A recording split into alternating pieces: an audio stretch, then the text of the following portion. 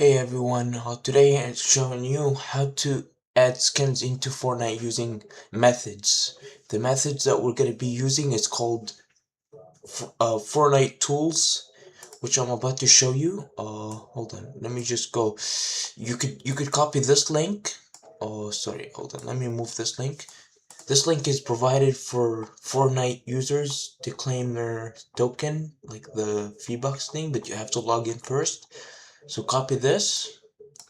I did search the tools that you need. Just go. I'm gonna send this down below, the link down below for you to check it out. So yeah, it's crazy. It's a crazy thing. All right. Oh yeah. I'm just gonna change this a bit.